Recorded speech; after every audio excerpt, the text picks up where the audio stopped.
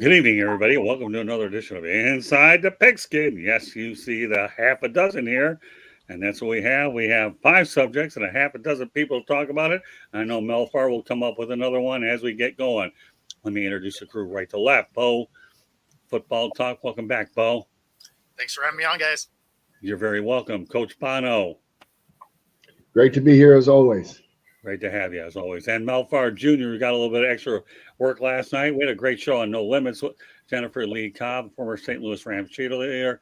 And we had a good time talking about Parkinson's as well as other head injuries. Thanks for being on for your second night in a row, Mel. Hey, I appreciate it, man. It was my pleasure. Last but not least, Travis Sherlock Holmes. Thank you for having me. Football all day long. Let's go. That's it. And last but not least, George Eichhorn. He did some great things last night with the Polish Hall of Fame. We're glad we have. Oh, thank you. Yeah, good to see you guys again. Yeah, we didn't have you last week on Wednesday night, but we made it work like we always do here on the network. So, with that said, before we get going here, I want to let everybody know that Inside the Pigskin is being broadcast around the world. The audio version of Inside the Pigskin can be heard on iHeartRadio, Apple, Spotify, Google, wherever you get your podcasts. Please hit the red subscribe button on YouTube, South Florida Tribune. We're striving for 1,000 subscribers. Please also comment, like, and share the broadcast. Yes, I go ahead and talk faster so you didn't know if it was a run-on sentence or not. The only thing running is my mouth. Okay. Want to be a guest? No problem. Send your topic ideas to southfloridatribune@gmail.com. Want to advertise cost efficiently? Call me at 954-304-4941. We broadcast live on Facebook, LinkedIn, Twitter, and YouTube. Website, www.southfloridatribune.com. Twitter, @Tribune South. Candy Ebling is behind the scenes. She's working on a lot of the stuff with the website. But boy, she was very, very busy last night, filling in when we really needed her. And again, she's a tremendous asset in more ways than we'll ever know. All right, give you an overview of the subtopics tonight. We're going to talk about Aaron Rodgers, Colorado State, Brock Purdy, Dwayne Rock Johnson, and the New York Jets. That gives us whatever else Mel comes up along the way. Let's get it going. Aaron Rodgers had Achilles surgery. Is it realistic that he'll be able to return for the NFL playoffs, Bo? No. So the fastest timeline that I saw was 5 months turnaround, which would give him almost exactly the Super Bowl. With that team, Zach Wilson under center, there's no way they make it that far, unless they get a veteran that can make it happen. And even if they do, if they make it that far, they're going to roll with whoever got them there. Fair enough. Coach? Well, I just, I sent you guys Bo, I would have sent it to you, but there was an article where I guess he's having this, new surgery. That's where that's stemming from, that he could be back. But I kind of, I think it's going to have a lot to do with where the team goes. You know what I mean? Obviously, if they can play to their strength, which right now is their defense and their running game, they might have a chance. If they get into games, which, I think Dallas's defense is outstanding, and I think they're going to make a lot of offenses struggle this year. The bigger test really are to kind of see where they're at will be, this week against New England. But I would say the odds are probably greater that he does not make it back this year than not. Fair enough. Okay, Mel?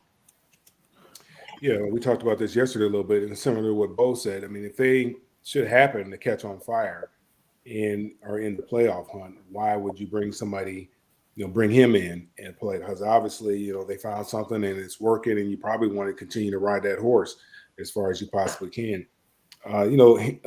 Achilles are very, very tricky, and especially at his age, he has to be very careful. The Braves, I remember, had a pitcher here, Mike Soroka or something like that. He had an Achilles injury, came back and was just walking in the clubhouse and tore the Achilles again. So he missed 2 years from an Achilles. So you got to be real careful. And I've seen guys come back. I remember Terrell Suggs came back early. He was playing basketball or something like that. And, when you get hurt not playing football, you don't get paid. And he came back sometime, maybe sixth game or something like that, after something like that happened. So And I was very surprised because, you got to put a lot of pressure on that Achilles when you're rushing the quarterback. So I was very surprised to see him come back early. And there was somebody else that I think came back from Achilles injury. I think it was Cam Akers that might have came back from Achilles We'll injury turn it over to Travis. than a lot of people suspected. So, but, at his age, he's got to be very careful. And then, what's the reason? Why? Why put yourself at that risk? I mean, this year is a lost cause. They might as well just try to put all their eggs in next year's basket. All right, Travis. Well, I mean, when we talked about this last week, to Mel's, everyone's made great points overall, but to Mel's immediate point that he just made, as far as what's the reason, what's the cause, what's the purpose at this point, I would say the purpose for Aaron is simply kind of, and I think I brought it up last week a little bit, like, hey man, he doesn't have a dog, he doesn't have a girlfriend, doesn't have family. Like, his reason is football is his reason. Like, that is his drive. It doesn't even seem to be stemming specifically for money. It's just, hey, football is the thing, and doesn't sound like he wants to coach it even at this point. It's just like, hey, this is the drive. So he goes through this innovative surgery to try to make it back by mid-January, and Godspeed to him, but just to Bo's point, I don't know how if you make it to the playoffs in that division, with the Dolphins, Jets, Bills, Patriots, like if you make it into the playoffs in that division, you probably are doing all right at the quarterback spot, or at least in an 8 to 9 win sneaking in situation. I can see maybe in that situation if Aaron's all right, and it's such a low probability thing, just everything putting it together. But we're talking about top 1% of athletes. Like, so, as much as I say I'm talking out of my behind and it's just a low probability, all these guys are low probability scenarios. So you know what? I don't know. Maybe, like, if Rodgers is all right and is 50% Aaron Rodgers better than 100% Zach Wilson? Maybe, probably. Like, that's a ridiculous. That's a hard question. I mean, yes. Yeah, that does kind of make you think in philosophical ways. All right, George Eichhorn's back on. Go ahead, George. Give me your take on whether Aaron, as a Rodgers, turns back to the active roster or whether he stays off of it. I would find it very unlikely that he'd be able to. I mean, he's such a gutsy performer. Obviously, if it's physically possible, he would want to. That being said, I agree with what most of you guys have said. I mean, if the season depends on how the season is going also. If they're facing a real challenge to make a wild card spot and they're contending, well, then maybe. But then again, you got to give credit to the quarterback that's there now, whether it's Zach or someone else that's leading them to the charge. So it's kind of a, possible scenario, Scott, but I think it'd be highly unlikely. Yeah, I mean, I'll say this. I'm not holding my breath. I doubt he'll come, but there's two key words that start with MM, modern medicine. Yeah, so you always want to say modern medicine. I hate to bring this up, but I'm going to do it anyways. Damar Hamlin's life was saved because of modern medicine compared to what we had to deal with many years ago when Chuck Hughes had his life taken because we didn't have it. So modern medicine equals one thing. You have a puncher's chance. And that's as far as I'm going to go with it. All right, let's go to another topic we've been following the last few weeks, and now we're going to do it again. Colorado 43-35 over Colorado State. And 2 overtimes, Colorado State. Get this, had 17 penalties for 182 yards. I can only imagine how many personal fouls they had. I watched the game late.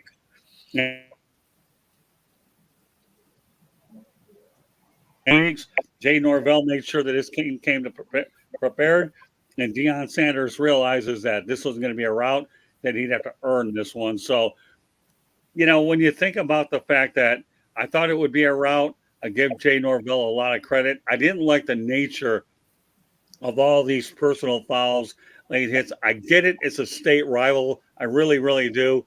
But for some reason or another, this one had bad karma to it, knowing that to me, in some ways, it crossed certain lines in terms of being dangerous. With that said, Bo, take it from there. Yeah, I mean, it was an exciting game. I mean, when you have almost 200 yards of penalties, the fact that they were that close at the end of that is amazing. But yeah, I mean, I didn't like the way it was played in that way.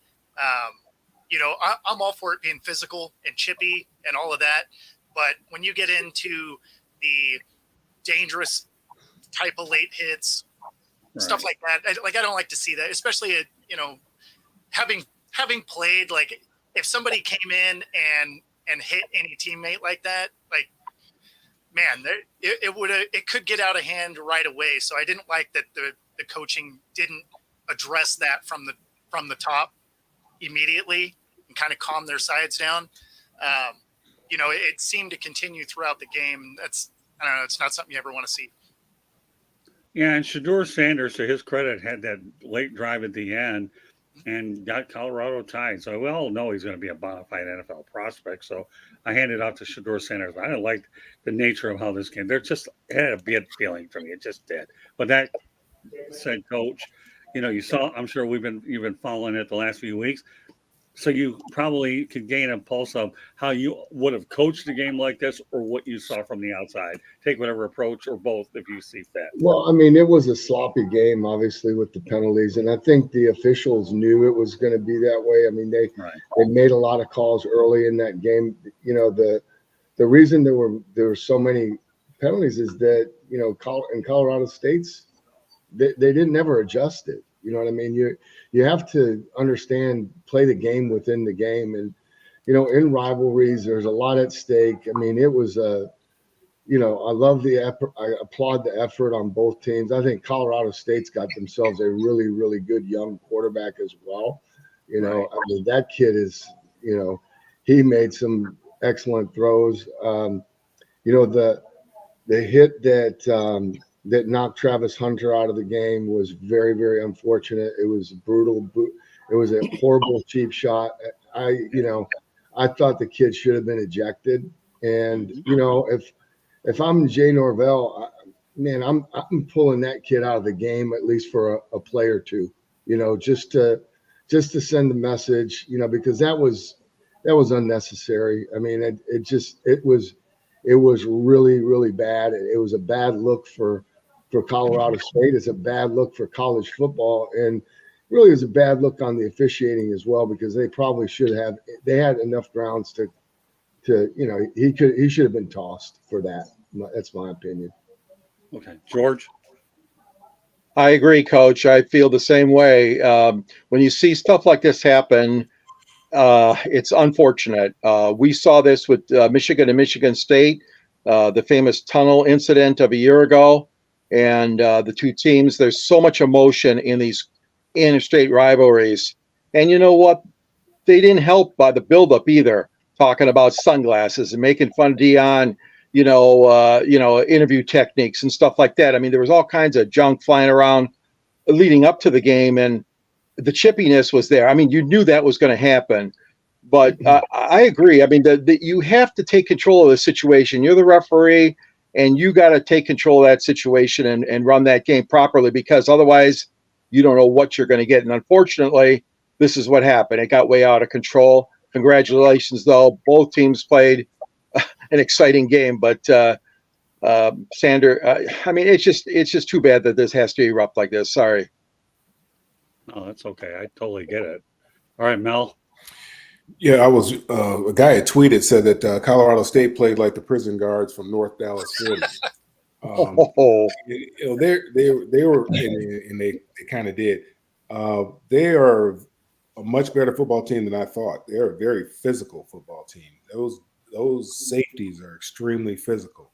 I don't think that Colorado expected them to be as physical as they were, but they're a very physical team, very, very well coached team. I was trying to figure out who this guy was, man, that would make it. I don't know if I said this before, who would make that kind of comment. And so I was Googling him and, just reading up about him. And I see that, in 1985, they won the Big Ten championship. He went to Iowa and they played a little small school out west called UCLA in the Rose Bowl and got funked. And I didn't realize that he was on that team that we had actually played against him. But, think about this. Both coaches did what they needed to do. I mean, obviously, the coach, Coach Norvell, said he was, that comment was meant for his players, not anything against Deion Sanders. And that was the third highest rated late night football game in ESPN's history, and the fifth highest rated as far as viewers in all of time slots. They had 9.3 million people watching that game at 10 o'clock at night. Now, I fell asleep. And I popped up at about 2:15, 2:25, and I saw, man, no overtime. I mean, I was seeing double, and I'm saying, what, double overtime? How did that happen? I didn't realize that they had fallen down by 11 and whatnot. So I was able to watch the end when I popped back up. But, I mean, that's way past my bedtime. But that was a heck of a ball game, and got a lot of people watching it, and obviously a lot of people are talking about Colorado, and they should be, because they're a pretty doggone good football team. Now they have they have some tests coming up here the next 2 weeks, and we'll find out what they're really about here.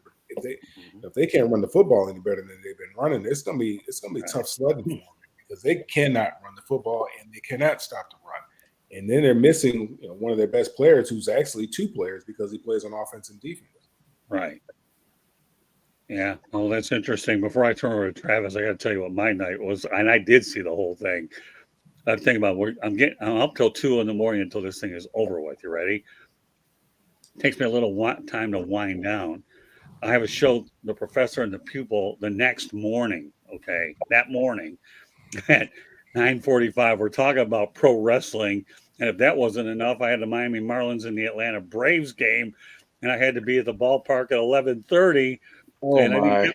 and then I didn't get back until probably 5 or 6. So it's safe to say that it was a pretty interesting game. The Marlins blew out the Braves 16-2. So I had no problem writing what I needed to there. It wasn't a hard story to compose. I'm working on it. But, when you think about it, it was a late game. And that rivalry, I mean, I don't care about all the hype that led up. Let's face the reality. A lot of people wanted. You had Fox's pregame crew was out there, ESPN. You had every individual, the big name on there. One of them we're going to talk about in a moment that was there. So, you know what? If you could draw that well that late with all the buildup, then somebody promoted the daylights out of it, and they did it really well. All right, Travis. No, you said it. Dion at this current moment in time is like an MMA fighter, like Floyd Mayweather, like Tiger Woods. In his prime at this point, he is building an audience where none, where few people in. Everyone wants to see it. Everyone wants to see this dispute, this argument. He made this game, which everyone thought walking in it to be, realistically a blowout.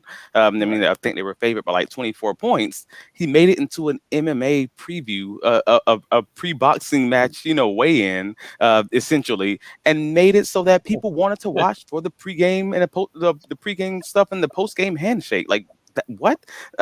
He's making people care about something that, frankly, most people probably wouldn't care about. Like, that is Dion's one of one, man, in very many ways. But as far as the Colorado State team, they under Jay Novell, they're 3-13, so they obviously haven't had a good go of this, let's say, so far. But also, they're a really penalized team. Like, even just looking at it from that perspective, they are a very undisciplined team. This is who they are. So this is a rivalry, yes, true.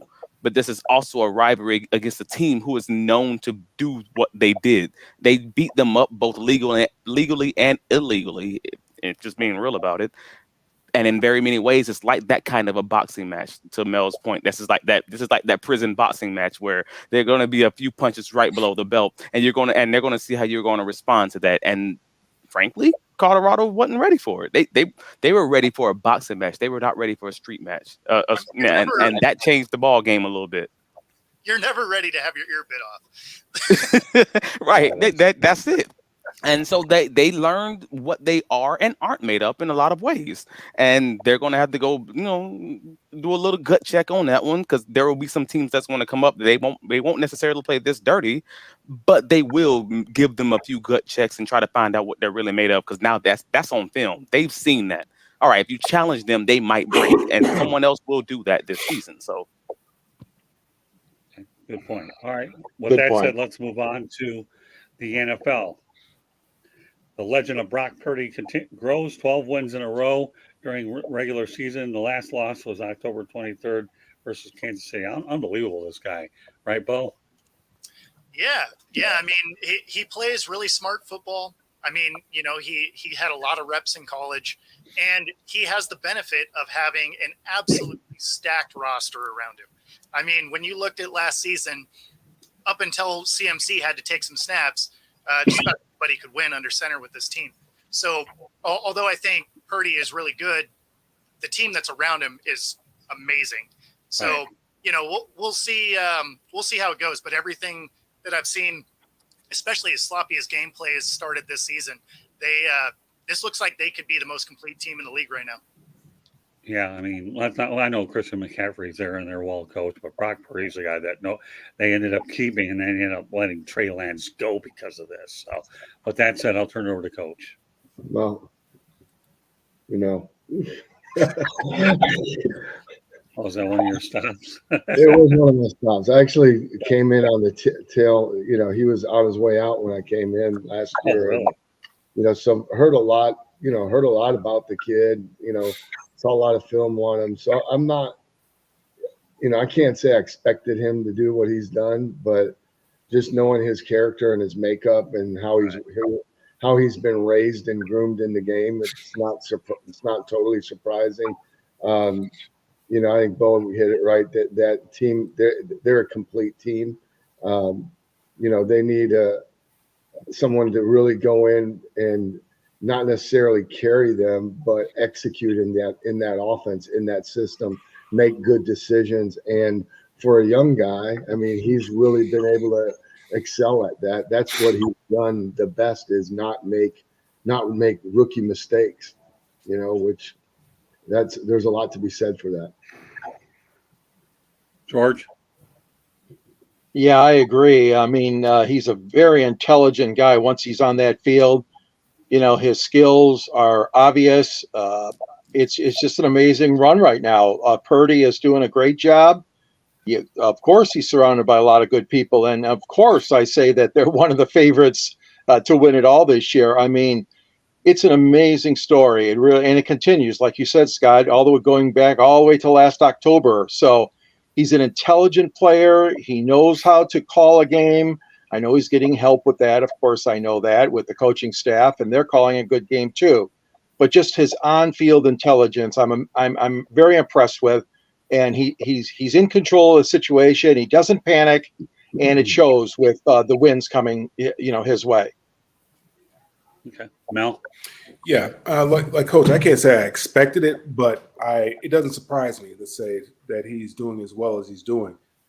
I did get an opportunity to watch him a few times play in college, and it was always left the game after watching it very impressed with him. So it doesn't surprise me that he is doing as well as he's doing. I don't think anybody had the foresight to be able to predict that he'd be playing at the level that he's playing at.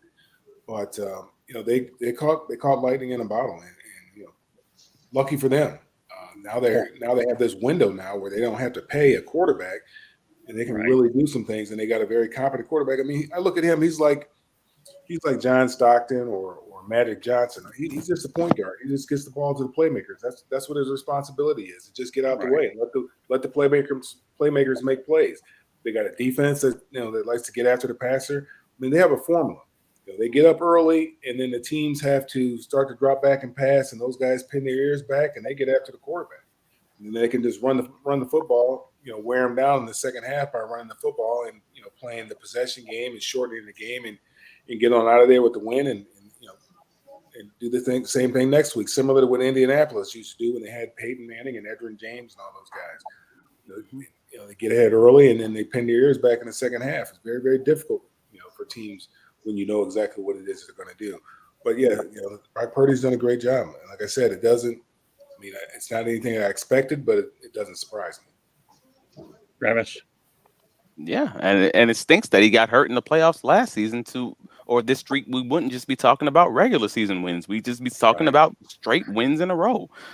His one loss that happened to come in the game where he gets hurt. So all that to say is, and I hate to say it, but Kyle Shanahan has found his quarterback for his system, and anyone who's a 49ers fan, you know that he's sort of been looking for that guy for a very long time. And you kind of always knew it wasn't Jimmy G. It was just that's what we have. But he was always looking for that guy who's just going to run my system, because he's that coach who's always kind of viewed himself as smarter than everyone else. And rightfully so. Like, he finds a guy who's not this incredible athlete. You know, he's not this Peyton Manning, Tom Brady, prime Tom Brady. He's not that. He's just a guy who's more like, honestly, rookie Tom Brady. A guy who's not going, like, the guy who takes over for Drew Bledsoe and just runs the offense. The early Ben Roethlisberger. No one's who's going to have great numbers, great stats, just adequate, just better than average, just above average, and he's going to run your offense and not make too many mistakes, and that will get you wins in a Kyle Shanahan offense, because he's always going to have a good defense and he's always going to have a great running game. And if you're a fan of any other team, that is going to be problematic for the next few years, because, like you guys said, he's going to be on that cheap contract. Well, I'll close out the topic by saying this, is if we needed to really reinforce it anymore, guys like Tom Brady, Brock Purdy realize that you can find good quarterbacks later. You really can. So, all these first, second, third round quarterbacks are what they are, but when you get them later, you know what you have called hidden gems. And you have guys that are angry, that say these guys were picked ahead of me, and there's nothing more than bigger motivation than an angry player that was passed up by everybody multiple times. But hidden gems and angry. Would you mind? Is it just me? I feel like we've gotten way more of those later round, better than average quarterbacks with this whole infiltration, I'll call it, of the spread offense into the NFL. Now it seems like there's a much bigger, there's much more depth to these. There's a lot more quality backup quarterbacks out there. You used to have like 25 to 30 guys, and now you realistically have like 45, 50 solid guys out there. Yeah, but don't forget the fact that nowadays they're expanding the practice squads to be 16 players, so you can get other guys in there, and that's going to lead us to where I want to go. And that being this, the title of the show is a merger on the horizon. So if there's ever a good segue to what we just talked about, this is it. Dwayne "The Rock" Johnson mentioned the possibility of an XFL USFL merger. Actually, on College Game Day, I watched it. He was in town promoting.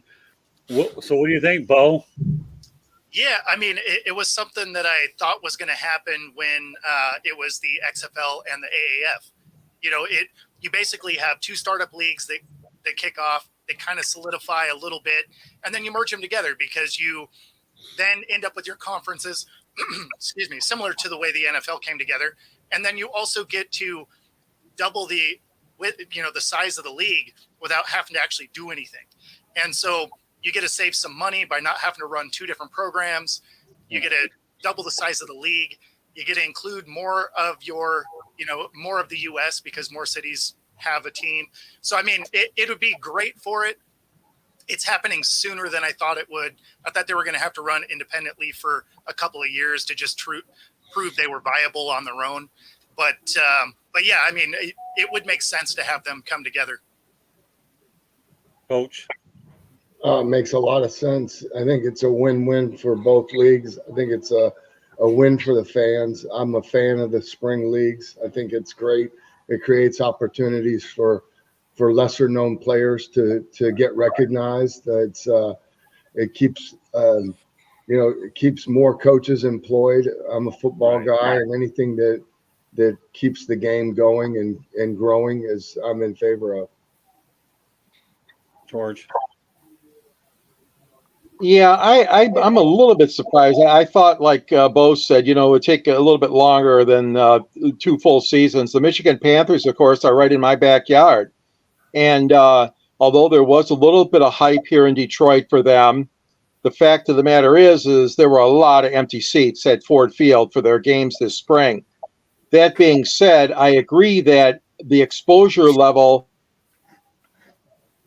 in the expanding or contracting, whatever you want to call it, merging, will help because of the fact that more cities will be represented. There'll be more players in the pool playing in the same league.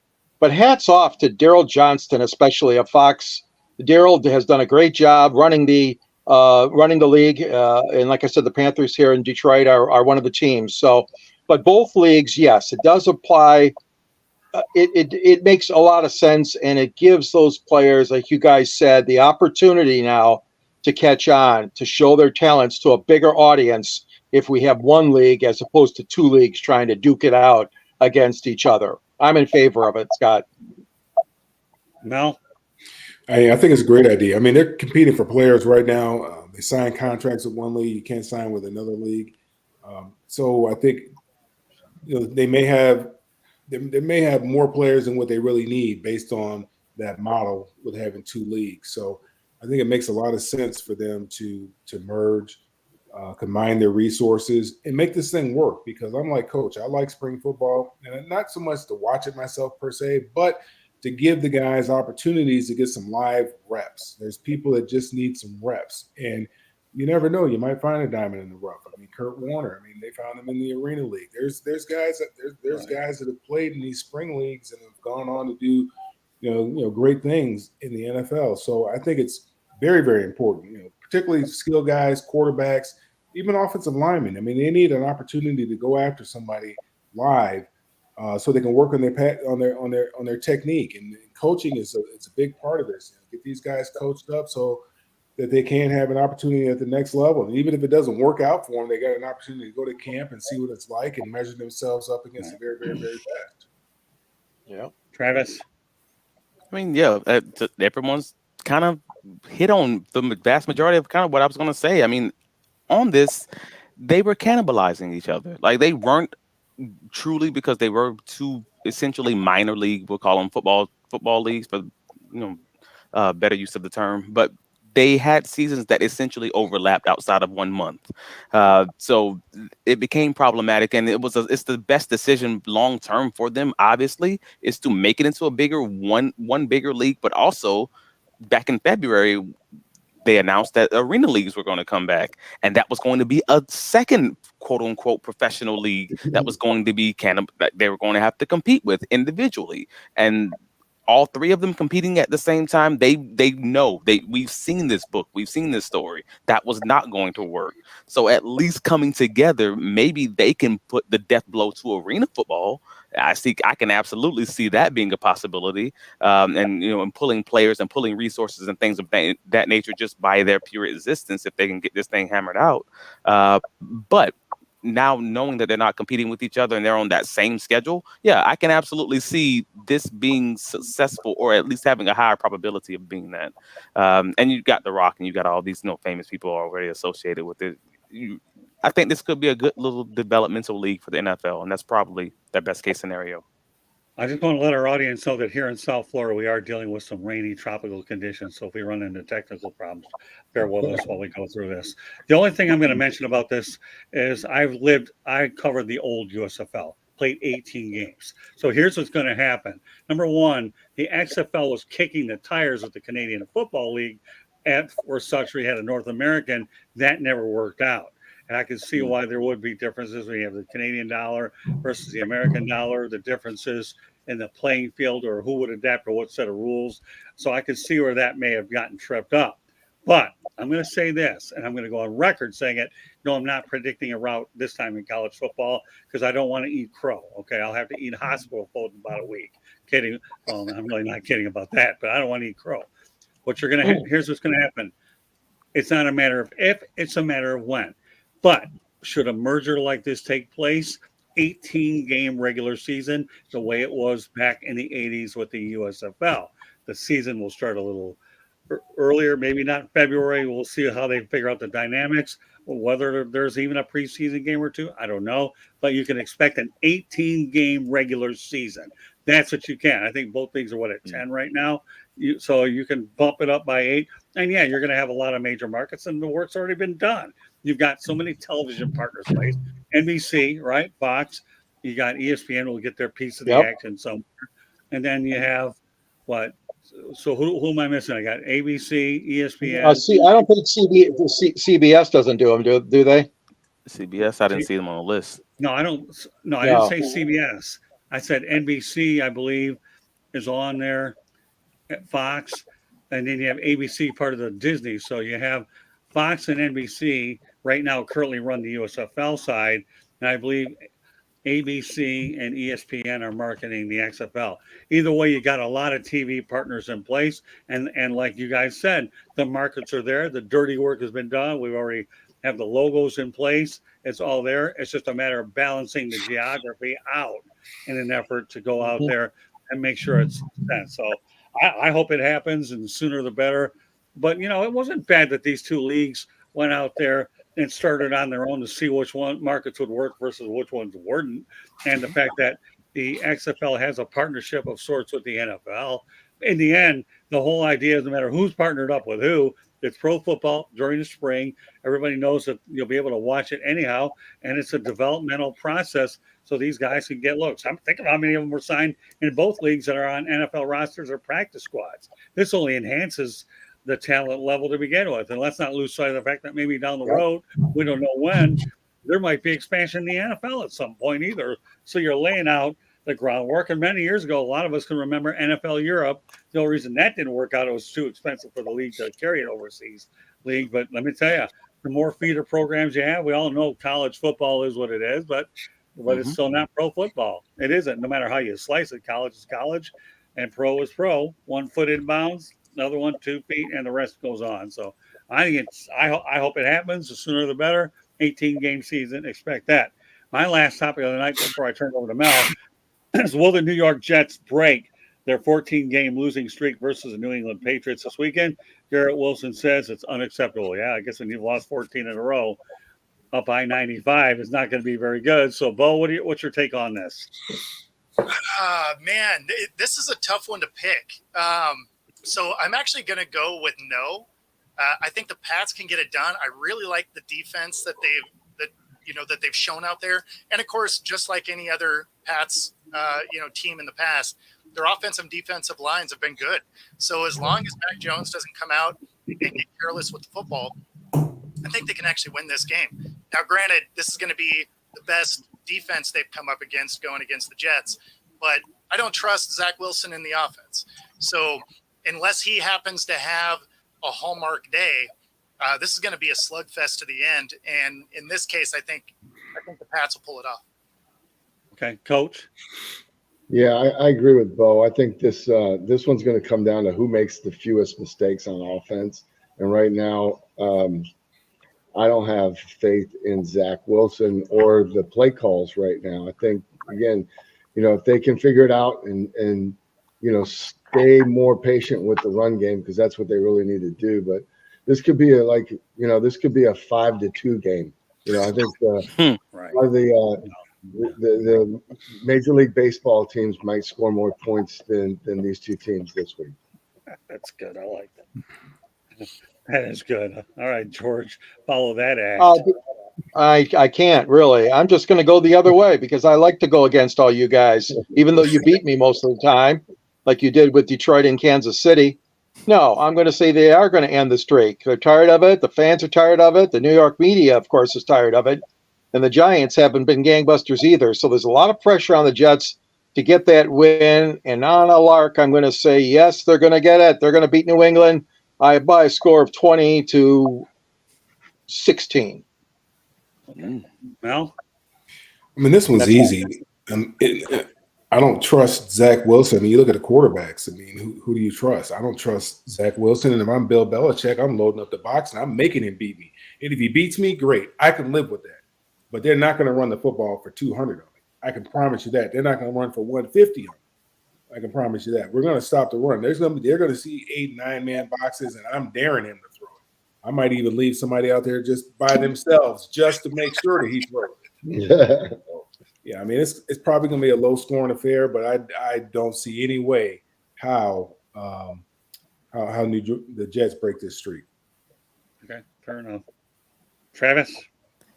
It's the curse of Zach Wilson, man. And it stinks because as long as he's the quarterback, it's hard to have confidence. I mean, and you all said it.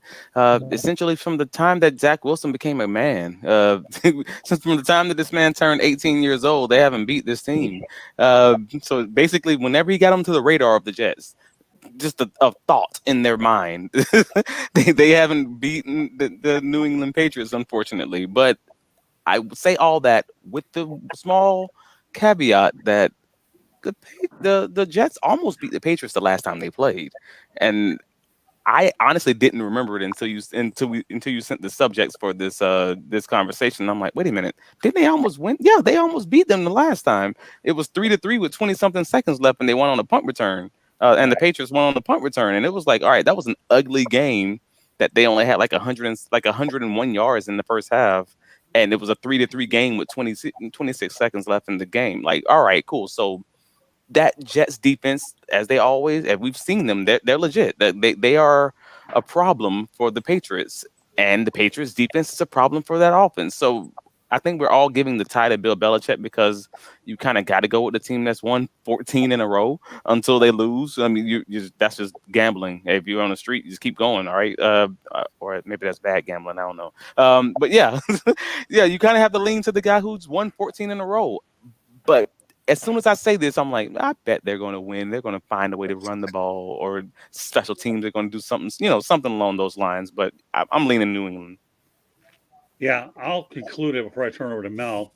16-13 in favor of New England. At some point during the season, I do believe that Bill O'Brien and Mac Jones, that combination will work, and the Patriots will grow as the year goes on. Remember, the Alabama familiarity will ultimately come into play as the year goes on. But to me, the Patriots gave the Miami Dolphins game on Sunday night. But still, I am not comfortable with the Jets. And I'll make one other prediction before I do turn it over to you, Mel, that should the Jets lose, there will be a veteran quarterback brought into the Jets clubhouse next week. There will be. I don't know which one, and we'll save it for maybe Monday night, and I'll let everybody know there will be a programming note that we will be doing inside the Pigskin on Monday night next week, because I will be going in for some surgery on Tuesday. I want to make sure we stay in sync every week during the football season, so that'll be a programming note. So with that said, Mel, what do you have? Yeah, just real quickly, just have one. You've been watching, Deshaun Watson. He's got about 8 games of work to look at right now, and you have to ask yourself, what kind of return on investment is Cleveland getting? I mean, is it worth what they gave up to acquire somebody, number one, who they didn't know how long was going to be suspended, and number two, was dealing with all the kind of stuff that he was dealing with? Why would I want to take on somebody else's problem, all of a sudden make that my problem? That's beside the point. They made that decision. Oh, do you think that the Deshaun Watson experiment is paying off for the Browns? I mean, this just feels like a very Browns thing to have had happen. They overextended themselves to get a guy that isn't panning out. That sounds like every quarterback situation they've had for 30 years. So is this what I expected? Yeah, kind of, actually. I thought it was a reach. I thought it was interesting that they did fully guaranteed for a guy that essentially wasn't going to play for 2 full years. And I don't know about habits you guys have, but I've never gotten better at doing something by not doing it for 2 years. Good point. All right, well, Coach, what are your thoughts on Deshaun Watson? You look at his numbers and Baker Mayfield's numbers right now. I think Baker Mayfield has a QBR 100. Baker Mayfield's 2-0 right now. Deshaun is 1-1, but their numbers, I mean, how they're getting there is drastically different. Yeah. Obviously, Cleveland is, has been relying on a run game now. Nick Chubb is out. Yeah, that was really. They're bringing Kareem Hunt in here to take a look. Yeah, Pardon me? Very unfortunate. I mean, I hate to see that, and gosh, man, that's horrific. It's terrible. But I mean, I still think it's a little too early to, to say. I mean, obviously, last night wasn't great. That was kind of a, that was a those were game. Two ugly games. Let's say it the way it was. I mean, 2 ugly games. I mean, Pittsburgh's got work to do offensively. I mean, their defense won the game. So, but it might be a little premature to really to call it right now. I think this guy's been a great player in the past. I think, he's got an offensive-minded coach, knows how to use them. I think Chubb going out the way he did in that game is going to affect that whole team, during that game. You know what I mean? They're all watching, they watch the heart and soul of that team go down that way. And, it's deflating, and they're on the road, and I think the jury's still out. I think, we'll see what happens. I hope you're right, because I took a flyer on Deshaun in fantasy, and it has not worked out.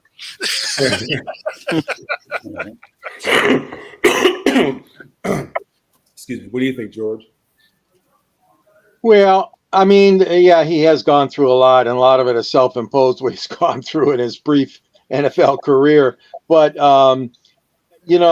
again, the Browns have a history of not doing well and having quarterbacks in and out that don't seem to work out. I certainly wish him the best. I agree with Coach. I mean, those were sloppy games last night. Your first night of Monday Night Football, the premiere, the doubleheader premiere, they moved that back, as you guys know, a week. It really is the first Monday where they have the two games, but this time they did it differently. That being said, I mean, he did some things I liked. He has some talent, and it's going to be more of a wait and see with me also, Mal. Okay. Travis, you have any thoughts? I mean, yeah, as a Jaguars fan, I had a lot of time to take a look at Deshaun Watson. He was in division with us for whatever it was, those 4 years. And I thought Cleveland was a weird fit to begin with, just to be real about this. And when we played them in the preseason, what was it, last year? And all the snaps that I saw of him then, I'm like, he looks horrible. And I thought that then, and I just it's just been something that's been on my head ever since. Like, oh, he hasn't gotten better. Nope, he hasn't gotten better. No, he still hasn't gotten better. And it takes me back to the original thought process of, I never thought Cleveland was a good fit in the first place. You were only going to be a good fit if you were going to bring in the offense that he was comfortable running. Like most other quarterbacks, that's what happens these days. Is if you bring that quarterback in, you're bringing that system with that quarterback. I mean, most of the better quarterbacks, I won't even say great quarterbacks, because most of the better quarterbacks, that's what's happening. That's not what happened here, though. Like the quarterback that he ran in, the system that he ran after his rookie year in Houston is the same offense he ran in Clemson. And that's what he was successful at, running that spread offense that a lot of the quarterbacks these days are running, frankly.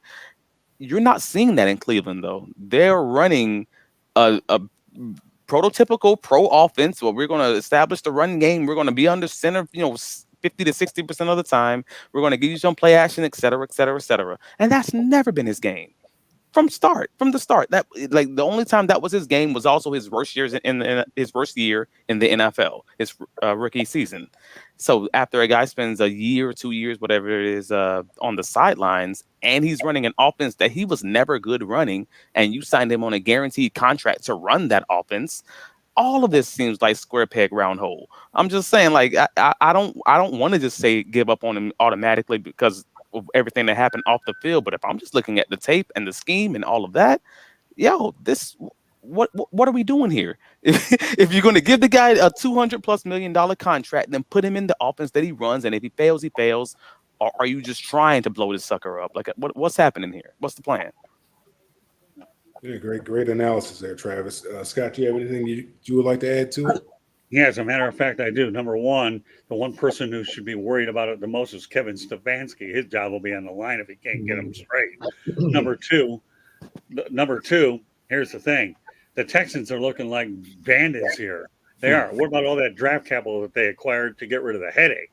Get rid of the headache financially, and then you get draft capital. And C.J. Stroud has potential to be good. They're looking like bandits. I think you've got something with C.J. Stroud. So when you put the sum of the whole, Kevin Stefanski better be praying that he can get it straightened out quick because of all the inactivity that Deshaun Watson has had.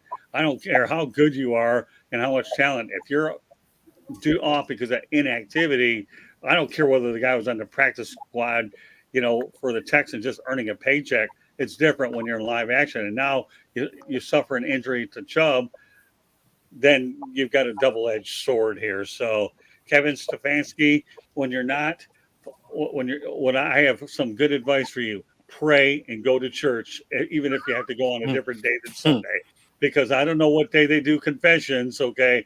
And I'm not very big on that. Is it Wednesday night where you do confessions that I gotta, and again, I'm not big on religion. I'm just Saturday afternoon. Huh? Saturday afternoon. Yeah, Saturday afternoon. Well, make sure your Confessions. confessions are there that this guy doesn't cost you your job, because you're not getting paid $230 million for this guy to wreck your career. So, Oh man. we try to keep it real here inside the pigskin. I don't talk religion, politics, but let's face the reality. I'll give you $230 million why you should be nervous. Okay. The unemployment line. And we all know that the Cleveland Browns, to me, don't mind getting rid of coaches. I used to think about George Steinbrenner getting rid of managers, but I'll tell you, the Cleveland Browns and Jimmy Haslam have made the art of getting rid of coaches one after another. And that's just a fact. So take it. Excellent point, Scott. You're right. Yeah. So Yep. as we deal with questionable weather conditions, I'm glad we're able to get this puppy in tonight. So coming up after Inside the Pigskin, we have 108 Stitches baseball talk. Any closing thoughts from any of y'all? Oh, I just wanted to know everybody's thoughts on what do they think the Cleveland's going to do at running back. They talk about Kareem Hunt is coming in for a visit. Yeah. Well, you know what, Travis? We'll put that one on hold till next Monday night. How does that sound? I got you. Yes, sir. As the running back turns, okay? And now we're not talking about Mel Farr Jr. We'll see how many running backs get picked up as, unfortunately, the injuries are starting to take place in week 2 of the NFL. It's not just running backs now. The quarterback started this. Aaron Rodgers only lasted 4 plays. Yeah, no, I know. That's true. Yeah, that's why we let off with Aaron Rodgers. Okay, now we're working away our running backs. We have a back, one's a quarter, one's a running. Go figure. That's a common denominator between the two positions. Okay. Yeah, I know about Joe that. Burrow, he's gimpy. I mean, it's a tough business. It's tough. It is. Well, and they may go after Cam Akers too, because Cam Akers is on the trade block again. So that could be a viable thing for him. That'd be There's a fine. reason why he's on the trade block. So I would. Well, that'll be an interesting conversation next Monday night. We'll see what running backs get picked up. So, as Candy Ebling just mentioned, Let's save that. Yeah, there's no doubt about that. So, but meanwhile, good show tonight. Appreciate the effort of every one of you. Don't appreciate Mother Nature throwing lightning in my left eye, but it doesn't matter. We're going to make sure everybody has an opportunity to let everyone know how they get hold of it. Bo, start off, please. Yeah, so you can find me on my channel, which is Football-Talk, and of course on Twitter, on my handle right there, Football Talk with Bo. Okay, Coach. You can find me right here on LinkedIn, Friday night, under the Friday Night Lights. Attaboy. Of course, we're going to be keeping you busy on a lot of other shows, including the one that we're working on with special teams. We're waiting for me to get out of the hospital and get a little bit better, and we're going to start it. But I'm working on some new wrinkles to make it really interesting all the way around. So I think Coach has faith in my ability to come up with some stuff. We'll make sure when we kick that show off, pun intended, kick off, okay, that we're going to make sure that we have a good return. Oh, that's speaking his language and lingo, isn't it? So look at this guy. All right. Although we know you're getting much better at this broadcasting thing, too. All right, George, go ahead. Yeah, I got a book called Detroit Sports Broadcasters on the Air. It's available. There's a link at the end of my column. I write for the South Florida Tribune and the Motor City Tribune. You'll find a link that'll take you to a quick, easy way to charge card it and get yourself a copy of my book. Scott's in the book as well. And we have a lot of fun things going on here. You can reach me at gicorn@yahoo.com. And you can reach me on LinkedIn under my name, George Icorn, or on X, formerly Twitter, at SandGSports99. You could find me on this show as well as 108 Stitches, the Sports Exchange, and Pundits Pundit, wherever Scott needs me. I'm more than happy to come on board and talk some sports with all of you. You're next, Mel. Find me on all the social media, Facebook, X, Threads, Instagram, LinkedIn at Mel Farr Jr. And you can find out what we have going on for the youth down here in Georgia and also up in Michigan at melfarr.org. And last but not least, Travis Sherlock Holmes. Before I go out there and mention us, go ahead. Yeah, you can find me here every week. You can also find me on all the socials, Travis D Holmes. That's Twitter, Threads, Facebook, etc. You can find my writings on bitcatcountry.com covering the Jacksonville Jaguars. And you can find me, well, I think that pretty much covers it. Thanks for having me, gentlemen. All right. Well, as far as we're concerned, just so everybody know, once again, in case you're just joining us, that Inside the Pigskin being broadcast around the world, the audio version of Inside the Pigskin can be heard on iHeartRadio, Apple, Spotify, Google, wherever you get your podcast. Please hit the red subscribe button on YouTube South Florida Tribune. We're striving for 1,000 subscribers. Please also comment, like, and share the broadcast. Want to be a guest? Send your topic ideas to southfloridatribune@gmail.com. If you want to advertise cost efficiently, call me at 954-304-4941. We broadcast live on Facebook, LinkedIn, Twitter, and YouTube. Website, www.southfloridatribune.com. Twitter, X, whatever you want to call it, at Tribune South. Candy Ebling is behind the scenes, and she does a wonderful job with the website in more ways than anyone can imagine. I'm working on a book with old school versus new school media. I'll give you more details as we get closer to publishing date. Great show by my crew tonight. Of course, I don't expect anything less than that because my goal is to provide the best talent that I can, so we educate, inform, and entertain. And I feel like as long as we accomplish all of those goals with the groups that we put together, then we've done what we set out to do. So on behalf of Bo, Coach, Bono, George Eichhorn, Mel Farr Jr., my name is Scott, and Travis Holmes. My name is Scott Morgan, Roth, the Motor City Madmouth. Thank you for joining us on this edition of Inside the Pigskin. Following us will be 108 Stitches Baseball Talk. Good night, everybody. And once again, we will be broadcasting next Monday night. So please put that on your calendar next Monday night at around 8 o'clock Eastern time. So put that in there, and we hope that you can be with us then. Take care, everybody, and have a great football week. Take it easy, guys. Bye-bye.